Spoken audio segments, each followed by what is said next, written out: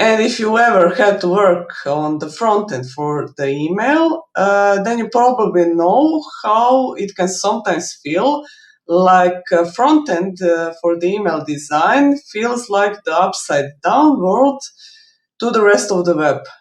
And that's a reference from Stranger Things, and there's a picture behind me, and it looks like hell, and you feel like you're in hell when you're designing email documents.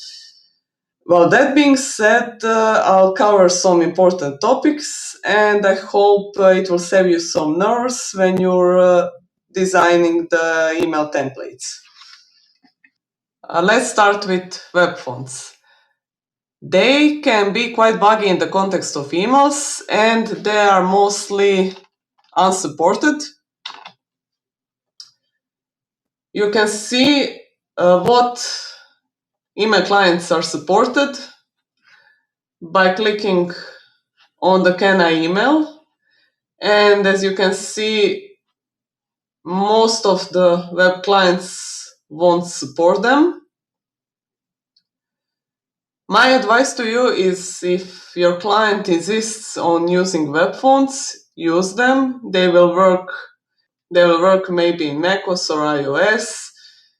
But also be sure to set a fallback font.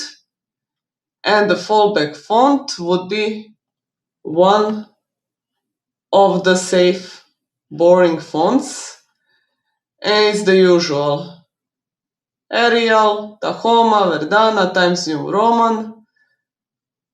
And if web fonts won't load, you will get the default web-safe font shown in your email.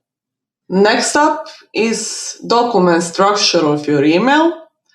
You might encounter issues with CSS because some of the email clients will strip your CSS if you put it in the style tag in the head. Well, email client like Gmail will strip almost everything from the head, so be sure to test that. Using inline styles will be a safer bet for you. As for CSS selectors that you used to, forget about them. Attribute selectors, I don't think they work. Absolute positioning and negative margins. And to check what exactly works, you can check on the... And to check what exactly works, you can always go to the caniemail.com and click and type your wanted CSS property and see how it is supported in the email clients and browsers. As for responsive design, it might require some testing because media queries won't work in some of the email clients. Let's talk about images next. You have several options, and several options have their caveats. You can try to render images from data arrays, but Gmail and some of the clients won't like it and won't load them. Base 64 images. So it's best to forget about them. Next step is rendering the image as an inline attachment. Rendering as an inline attachment will work. I think I tested that it works in almost all of them. When you're using and inlining attachment images, you have to watch out. Your content ID, that's the identifier of your image that you use in the document, has to be in a certain format. And if you want an example, I'll share a link to my blog post, and you'll see an example in Node.js how I use an inline attachment image. Also, be sure if you're not using the inline attachment image in your HTML, that the client will probably show it in the attachments list. Also, be careful that you're not going over the email limit.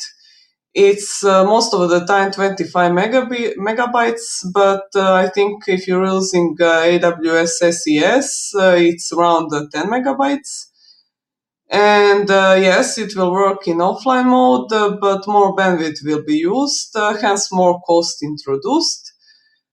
Next option would be linking to external sources, but one caveat to that is that email clients will often block links to external sources, and images won't be shown if offline mode, while using an inline attachment image shows images in the offline mode. And that would be covering the images, so either use an inline attachment image or link to external sources.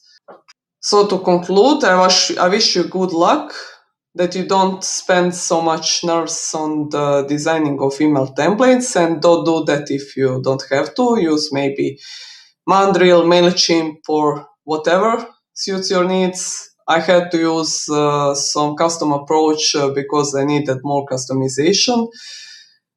And rendering emails can sometimes feel like you're trying to make your website work in different types of browsers a decade ago.